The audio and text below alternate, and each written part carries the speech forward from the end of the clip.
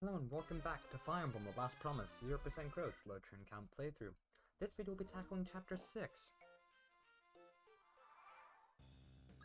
This video is notable for being the first boss kill map in a little bit. It is also very simple. You'll notice that we still have a killer lance and whatnot, despite the fact that Shuuda took a couple hits to the face. He's still, got it back in full uses. Enemies that drop weapons fully repair them before they hand them over to us, which is quite nice. This map is fairly simple. It's 4 turns of walking Shuuda towards the boss, which means we get plenty of time to focus on side objectives. Arthur's light tome is practically broken after the last map, so we need to buy him a new one. He does need to have uses on his lightning tome for the next map moving forward. We're finally able to sell some of the junk that's been handed to us, including the blue gems. We buy a single iron blade to start grinding up weapon rank on a couple units, and an iron bow for storms so we don't have to rely on his personal weapon, which is kinda shaky accuracy. Shon waits in a forest with an iron sword just to potentially bait over some fighters. Kevin actually does something useful in taking the front lines against these soldiers. Primarily just because he's forward enough.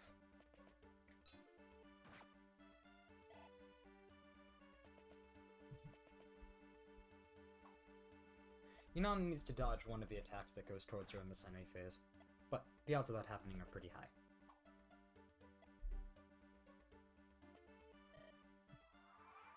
That green unit is Althares. He's the thief that joins us. He also has a crit boost, and he starts with B-rank swords. The other reason we got the Iron Blade is actually for him. Because of his 15% crit bonus, he's actually a decent combat unit, which is kinda weird. We need Shuuda's way to be fully clear so that he can work towards getting to the boss.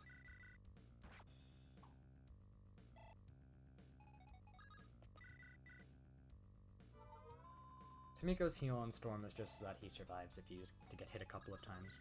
Although you'll also notice at a couple of points throughout this throughout Siegfried mode that I heal superfluously. It's just so that if she needs to get her her staff rank up or level up for a future route, you can see that she has enough time to do that.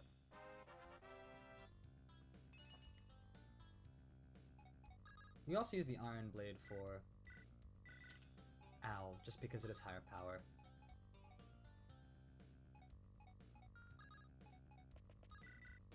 We'll see his crit boost in action. Eventually. Shuuda equipped the Lance Weaver so that the soldiers would have lower hit on him, especially because one of them also has a killer lance. There's a couple of houses on this map. We only get to visit a few of them.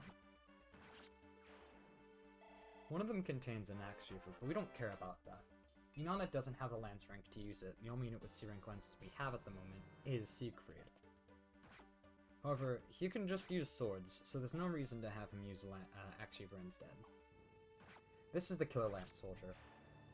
We don't want Shuuda to eat a crit to the face.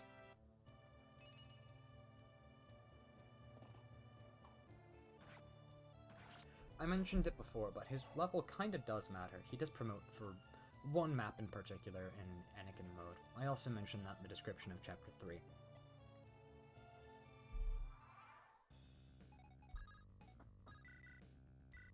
This is the one enemy through most of the run that you will see Kevin double, because he has exactly 0 speed. And Shuuda's able to get an exact one run with the Iron Sword. If he couldn't, we just trade him the Emblem Blade off of whoever it's on. Wait, we don't have the Emblem Blade yet.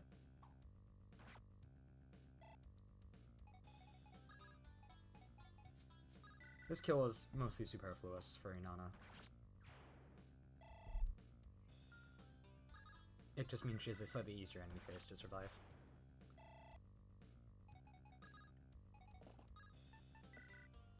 We take the Iron Ball of Corbin just so we don't have the burning use of the Stormbringer or of the Killer Bow here. Even though we technically don't need all the uses of it, it is still just nice to not have to do that. This heal on Shon is actually needed. I make one mistake towards the end of this map. Hard to believe with how short it is. That's during staves on Tomiko. This is one of the few Fire Emblem examples where visiting a yellow house will actually get you an item. That light rune is actually useful. We do end up using it. You'll get to see Al's crit boost here. Never mind.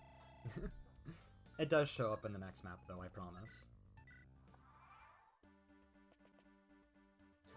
We have a couple units that have a slightly precarious enemy phase. Storm's Piercing Sword is really close to breaking, but we do want at least one use of it for the future.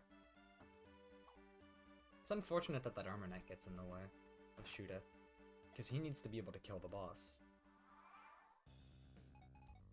You probably could beat this map in one turn faster, but I didn't think about it. I definitely should have just visited that house that you see on screen with Corbin instead of going for the knight. I get it regardless, but Corbin doesn't need to swing there.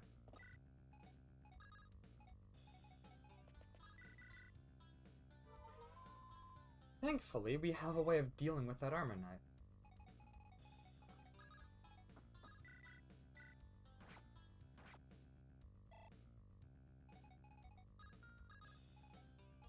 With some slight RN burns, we can just walk around him. And with a Killing Edge crit on the boss, we clear Chapter 6 in 4 turns. You could definitely clear it faster, because those walls don't actually block Inanna from flying over them, and you could drop Shooter or Siegfried into there. Siegfried would be able to one-shot the boss with a Killing Edge crit as well. But as I said, thank you for watching, and I'll see you next time for Chapter 7. Peace!